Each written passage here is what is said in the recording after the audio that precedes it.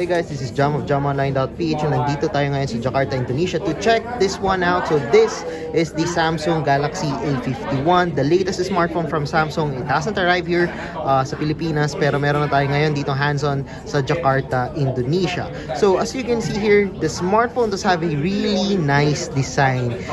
Kasi yung display niya ngayon, it's already Infinity O display similar to the Samsung Galaxy Note 10 and the Note 10 Plus. Yes, that's a punch hole camera at the top. And of course, meron tayong mga upgraded camera dito as we got here a quad camera setup na may L shape and yeah, rectangular na yung module niya sa likod. It isn't that thick. It's actually pretty light and I do love the features na meron tayo dito. So first makikita nyo dito, yes, it's Indonesian pero it's a 48 megapixel rear camera. Yan, so may focus sa 48 megapixel. And of course, meron tayong macro lens dito.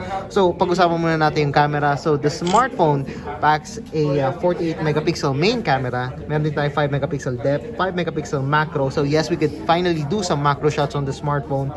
And we also got here a 12 megapixel ultra wide angle lens. So kompleto na yung mga kailangan nyo dito sa smartphone na to.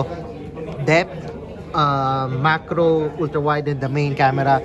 Unfortunately, wala tayong telephoto lens but I believe the 48 megapixel yun yung pambawi talaga ni Samsung sa smartphone na to. And then, bago tayo mag-proceed sa iba pang bagay, gusto mo na i-ano sa inyo yung design. So nakikita nyo dito, yes, Infinity O display, maganda siya tignan. Nakikita nyo naman dito, maliit actually yung punch hole camera niya. Actually, para mas maliit pa siya doon sa Galaxy Note 10 Plus pero sure ko mas maliit pa yung punch hole camera niya kumpara sa Galaxy A51. Hindi ko lang alam kung bakit lumalaki siya dun sa video. Yan, hindi ko lang kung bakit siya lumalaki pero overall maganda siya tignan and minimal yung bezels niya. Manipis lang yung bezel niya dito sa side, makikita nyo, di ba?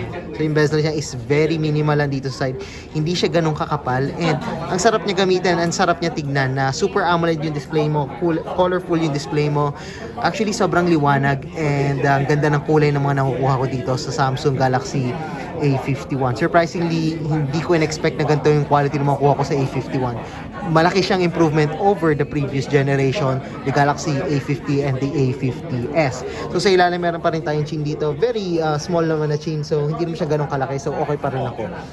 So down with the display, meron tayo ditong USB-C port and of course the headphone jack. So hindi naman nila in-eliminate yung headphone jack dito. And yes, USB-C charging, meron pa rin tayong fast charging dito sa smartphone na to. Unfortunately, we're still having a 15 watts fast charging on the smartphone. On the right, we got here the volume rocker and also the power button. Yan, dito power button, volume rocker. Then on the other side, the card tray. So sa likod yan. So yung design niya is similar sa A50s.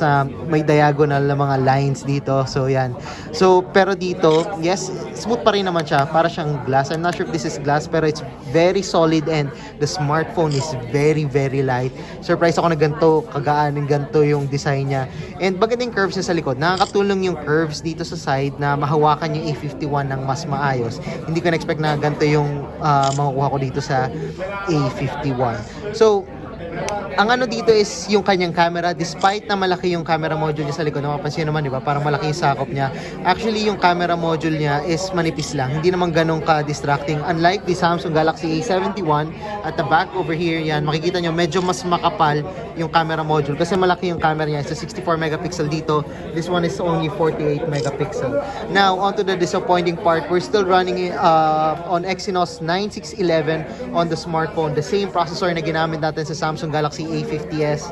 Hindi siya ganun kabilis na ina-expect nyo sa isang smartphone, sa mid-range smartphone. Sana nagkamera sila upgrade dito sa Samsung Galaxy A51 pagdating doon. Pero if you're contented with, Facebook applications like playing casual games, even PUBG, kaya naman na itong Galaxy A51 with the 9611 Exynos. I think kailangan lang nila i-optimize pa yung processor, kailangan pa nila improve ng konti pagdating sa software optimization and sa games.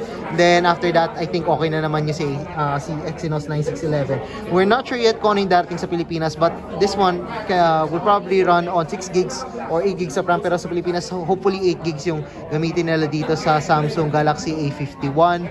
So yan, makikita nyo. Actually nakalagay dito for 6 pero sa atin is 6 or 8. Then we will have 128 gigs of internal storage sa Pilipinas, and of course meron siyang micro SD card slot. Then of course, meron pa tayong 4,000 mAh of battery sa loob and on-display fingerprint scanner. Yan, so these are the main features, the main specifications of the smartphone. Unfortunately, hindi nyo maintindihan kasi Indonesian yan. But it's coming in the Philippines in Pricing Crush Black and Prism Crush Blue. Unfortunately, wala pa tayong price dito, wala pa tayong availability. But it's really nice to see that we have the Samsung Galaxy A51 in here. It's an upgrade when it comes to camera. The display has been an upgrade. Ang ganda niya tignan. Talagang pang show off yung design niya. Akalain mo flagship siya pag tinignan mo ng ganito. Hindi mo siya akalain na Galaxy A pala to pag tinignan mo ganito. Actually, dumidikit na yung itsura niya sa mga flagship smartphones because of the Infinity O display. So I guess that's it for our short video and hands-on ng Samsung Galaxy A51. So if you like this video, don't forget to give a thumbs up. And of course, if hindi pa kayo nag-subscribe sa channel ko, mag-subscribe na kayo. So guys, maraming salamat sa panonood. Be sure to check out those links and see you guys again sa susunod na video.